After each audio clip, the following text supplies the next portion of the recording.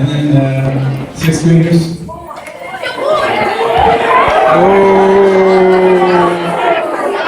right, eighth graders, you guys nice to the sixth graders? God knows I got picked on. God, stop showing your head. So I am a musician. I'm from here. I grew up in Aurora until about ninth grade when my parents crossed down. My sisters and my brother went to Rangeview, but I went to Columbia Middle School, and part of why I wanted to come back and just share a little bit of my story with you is because I was you. I'm you. Where you're sitting, and what you're wearing, what you're thinking about, and the way you walk to school or where you get to school is the same way that I did. I actually lived on 3292 South Norfolk Way, which is right over maybe a half a mile from here. So I'd walk to school here every day. But I wanted to share just a few things with you about my life and about what music has done for me in my life. While I was here at Columbia, I was getting into a lot of trouble. Me and my friends were, I was telling the principal Steve that the previous principal, his name was Steve Stevens, who I gave the hardest time to. I actually had to sit in his office every day for lunch because I was getting into fights and I was just causing problems and just, up to no good. My life was not going in the right direction. I was getting wrapped up in the wrong things. I started coming home in police cars to my house. My parents would open the door up, and there was little Joey showing up with the police, getting into trouble again. Had to go to court several times. I served community service between my 6th and 7th grade year. While I was here, I served, and I don't brag about this, it's just because I was going to brag. It was like 80 hours of community service, so most of my summer was community service. And I thought it was cool. I thought it was cool that I was getting into trouble. And it made me feel important. It made me feel like I was somebody because I could do whatever I wanted to do. Focus. Until I got it, my aunt gave me an acoustic guitar. And I didn't realize that music was something that would save my life, but it ended up saving my life. She gave me this acoustic guitar when I was in 8th grade.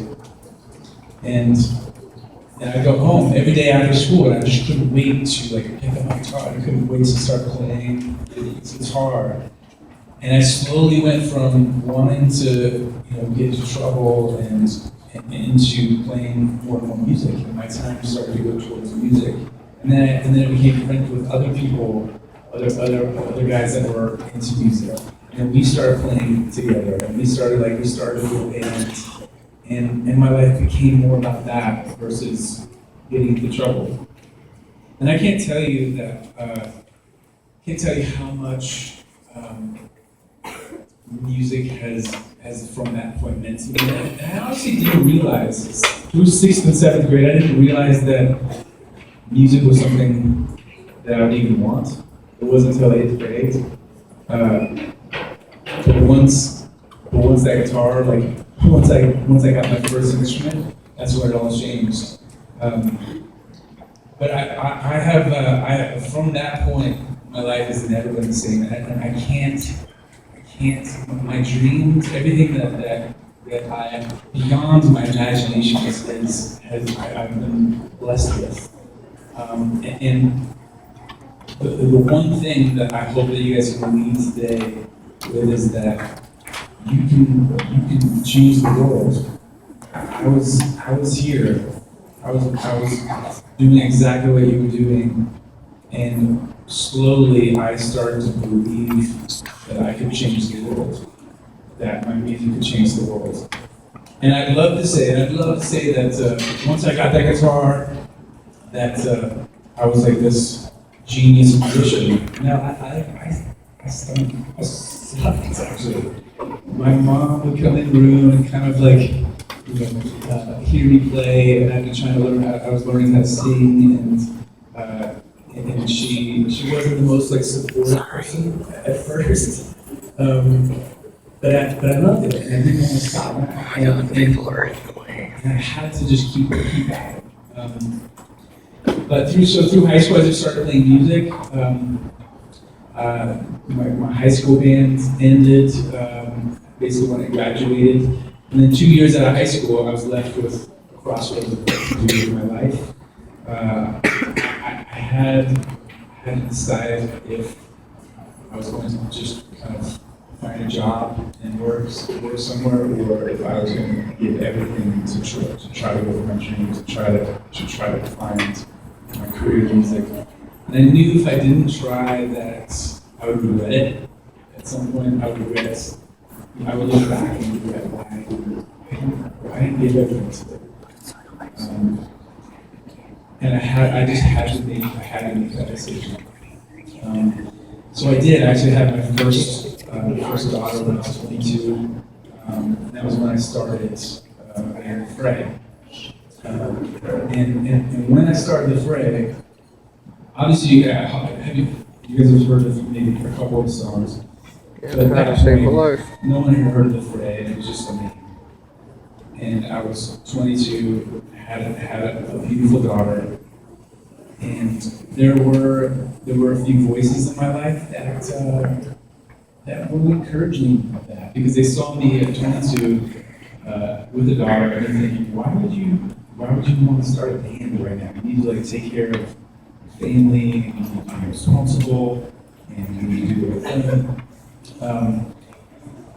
And it just I couldn't listen to those voices. There's going to be voices in your life that you're gonna face and you're gonna hear, and it's going to be your own voice sometimes. A lot of the times, that's going to say you can't do something and that you shouldn't do something. And I gotta say, you just have to follow what's going on. Because those voices are gonna continue, and sometimes they're gonna get really loud. And then you're gonna have a choice. You'll have those choices in life where, do you listen to the voice to give up? Do you listen to the voice to say, I can't do it, or I'm not good enough? And by the way, I to this day, I'm not an A+ musician. I'm not this incredible genius, musical genius. I'm B- at best. But what I have done is I've worked really hard. And no matter what you trying really hard to make it not fuzzy. whether it's music, or whether you come back and be a principal, a lot of work, and it's going to take you just every day grinding. And honestly, it's the people that just don't give up. When those voices come, and the no's come, and the closed doors come, it's those that just do not stop, and they won't take no for an answer that usually make it. All of my friends, all the musicians that I've met, the bands that I've toured with, the singers I've met along the way, they have that fire that's so contagious. The fire is never. You can throw some water on it, we've been through our fair share, but they just won't stop. They won't take no for an answer, and they will continue to just grind. But I'm not a professional speaker, and I don't want to put you guys to sleep. And I'd love for you guys to think about some questions that you have for me, and I'd love to engage more of the conversational aspect and conversation with you guys. And just some of the things Tons of kids here. I'm glad I'm and I here. can get into some of the stories of kind of what I've experienced. I can't tell you enough how lucky I am to the places that I've seen, what my band has been able to do. And I want to say this to just give you a perspective. But we've played everywhere in the world. We've played South Africa. We've played Asia. We've toured Europe several times. We've played every city in the U.S. probably 15 times. I played for President Obama at the White House. And incredible honor that it was. We played for Bill Clinton and Hillary Clinton. we actually just got asked last week to play for the Pope. And I'm not Catholic, but we got asked to play. And we played next to Aretha Franklin, Andre Bocelli, and Frey, and we played, and the Vatican wanted us for some reason to come in and share our song with their family events in Philadelphia. We wanted to play along with us. And we've played on the aircraft carriers. We played on the USS George Washington in the middle of the China Sea. The Navy knew that we were touring Asia. They asked if we wanted to fly out in the middle of the sea and land on this aircraft carrier and play for all the sailors that were deployed. And so they cleared out the hangar and the band set up the big stage with the American flag and Black Hawk helicopters. And we played a show for the sailors. And we played award shows. We played with Justin Bieber.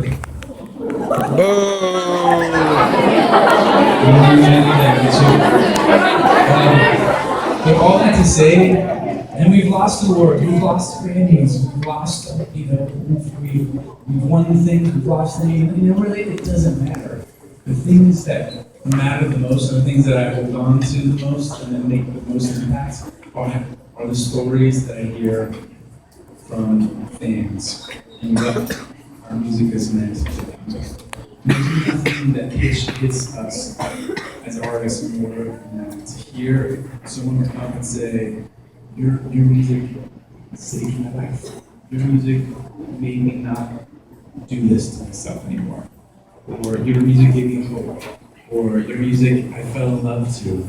Or your music helped me when I lost my dad. And any of those stories, those are the most powerful things that I'll always carry with me. And you don't ever think that you don't have a story. Even if your life is simple and it doesn't seem very interesting, and other people may seem more interesting than you, or other people have more friends than you have an incredibly powerful story, and that's all that we can do. That's the most powerful thing we can share with people. When we share our story, people can connect to that, and that's what I do in my music. I just try to share my stories. I try to share what I see. Yeah, I also do that. What's going on there. Actually, no. And I try to be honest. So don't ever forget that you guys have a story, and that's gonna be your ticket, and that's what you want to share with your future grandchildren. And it's interesting, and it's powerful, and it's special. So don't forget that, and find that. Don't let that go. Man, he's awesome. But anyway, I don't want to keep talking and keep rambling because I'm going to put you to sleep. I'd love to hear I'd love to hear questions, and it can be anything. And the more the better, and I'll just we can just wing this and see where it goes. So, all right, since I just met you and you want to play drums, right? You want to play drums? What's your question?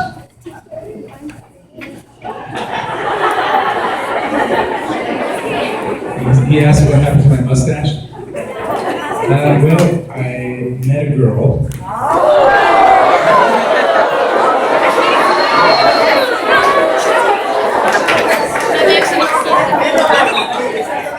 What would you say, boys? They don't really like mustaches. She was alright. I think she looked past it for a little bit.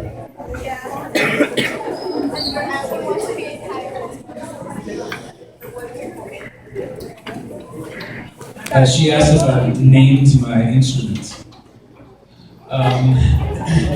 My first guitar that my aunt gave me in 8th grade, it was like a cheap $70, wood was cracked all over it and I could barely hold a tune. But I named it Francisco. No question.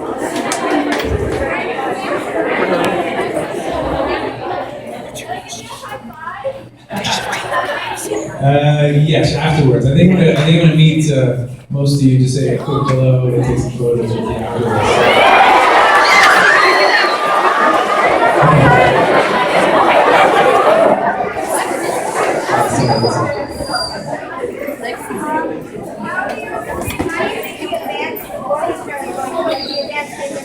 she asked, good question. She asked if I played in the band here. I did not. I didn't realize that I wanted to do music until after Columbia. It was kind of later in the career. I love the music program that you have here is amazing. I've met the instructor, the teachers here. And all your teachers, they love you guys. They just want you to succeed, and they want to give you as much as possible. Make the most of that. I wish I would have had more technical training. I wish I don't even know how to read music.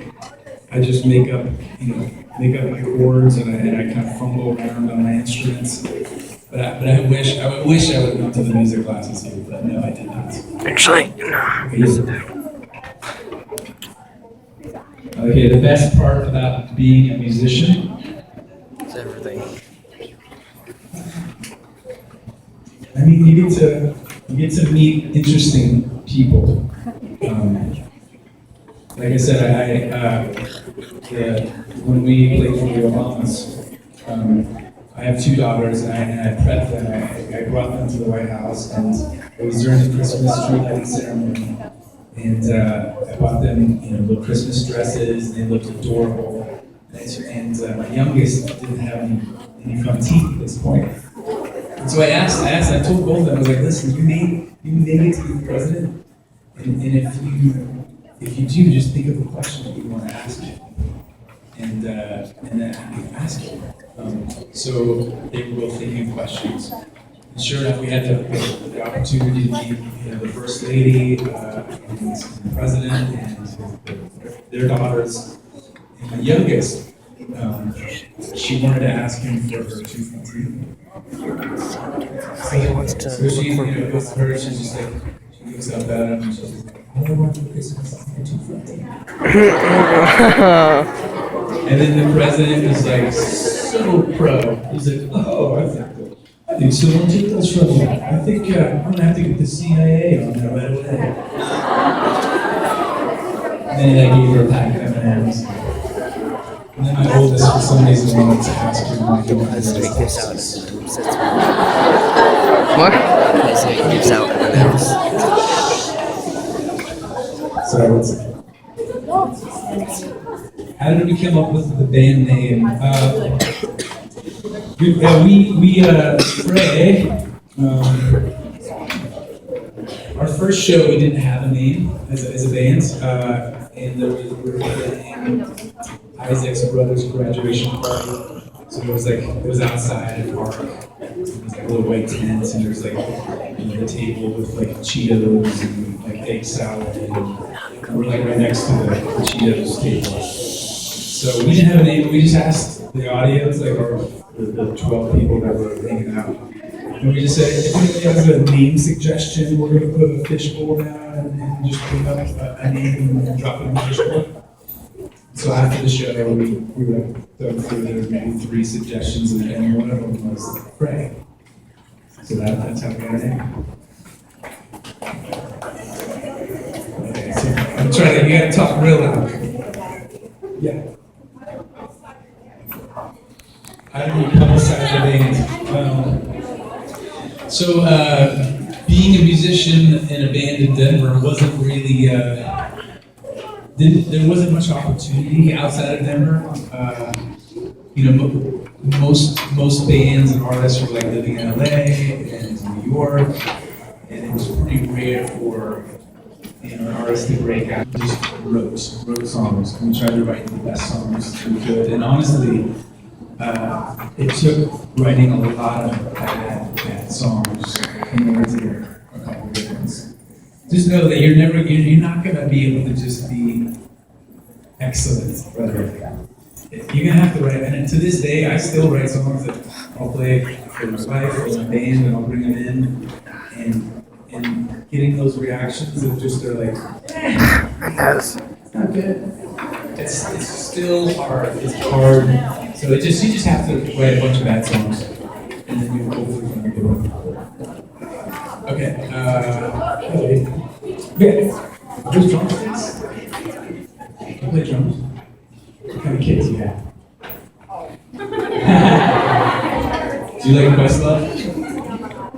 Oh, Yamaha. Nice. Do you know who the drummer for Questlove is? You gotta look him up. He's my all-time favorite drummer. Okay, what was your question? Sports while I was here. Yes, I played. I was a wrestler. You got any wrestlers in here? I wasn't good. I got beat pretty much every time. And then I ran track. And our track team was pretty good. Competed against Montbello. And do you guys go against Montbello? Okay. And they usually would always beat us, but we beat them 1 year. So. Okay, in the back. Okay, shh.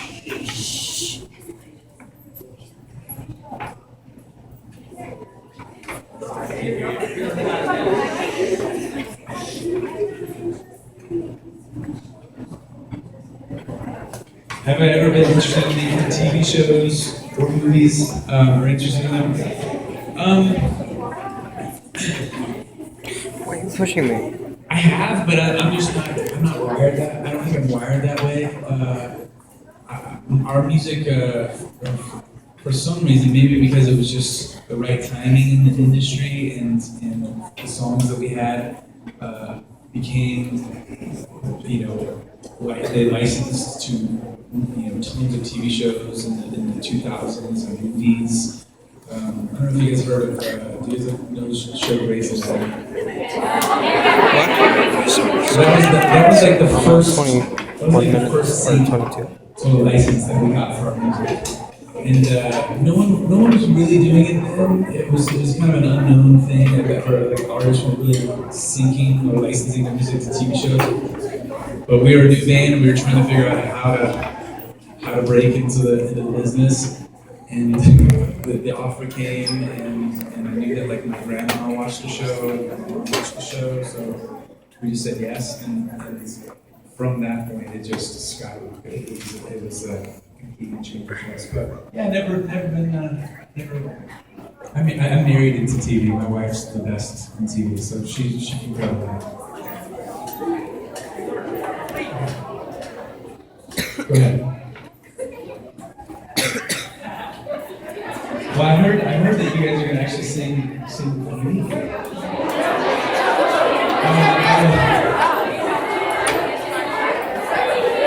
Actually, I'm really excited about hearing you guys. Did you guys have two different songs today, which I am so excited to hear. Okay, you. Which band inspired me the most? I wonder if anyone from MTV. The bands that inspire me the most are usually like it changes all the time. But when I was growing up, it was like Nirvana, a band called Weezer, Pearl Jam. But prior to that, I actually listened to when I was in Columbia, I listened to all rap.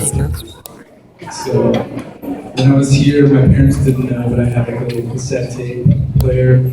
And I had mixtapes. I didn't know what was going on, so I had Snoop Dogg, I had NWA, Cypress Hill. Those were the artists that I was listening to, and then I fell in love with bands. Okay, who has it? Yeah, go ahead, buddy. Oh my god, man. I'm trying to ask him a Have you ever question. played any other instruments? How many of you play more than one instrument? Okay. How many of you just play one instrument? I play I mean, mouth for power. me, playing, you have to start somewhere. For me, I started on piano, just basic learning how to play piano, and then I got bored with piano, and then went to guitar, and then stayed with guitar for a while. But for me, I find that like changing up is expanding to the process and creative. If I get on like a synthesizer, or if I get somebody that plays great beats, that inspires something and it brings out new things in me. So I find that like you just gotta find whatever you love, and then if you love mandolin, and that's your thing, then and run with it. Okay, you next again.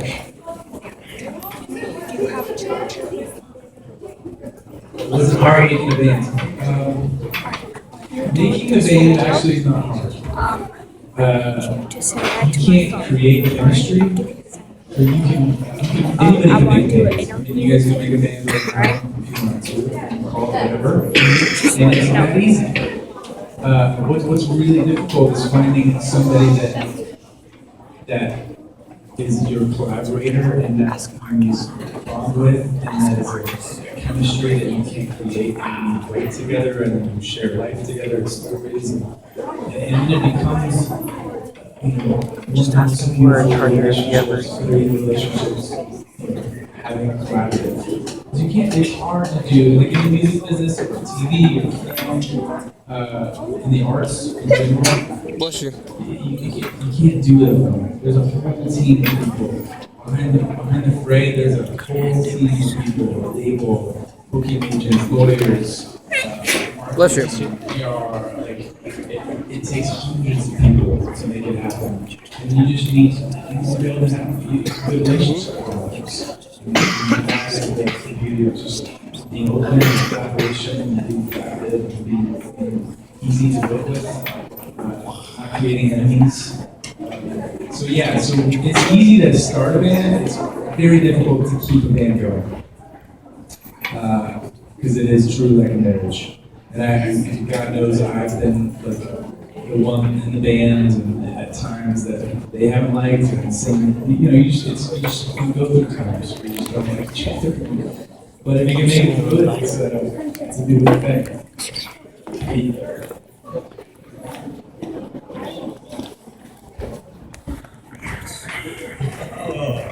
So he's wondering if I can sing Happy Birthday to. It's Shay's birthday. Once you guys join, how old are you turning, Shay? Shay's turning 12. It's today? Young. Once you guys join me, sing Happy Birthday to Shay. Happy birthday to you.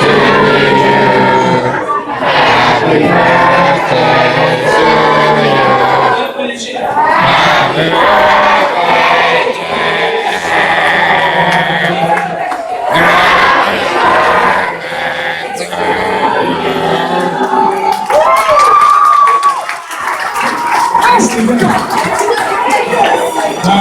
Happy couple more questions, and then I get to hear you guys sing and play instruments and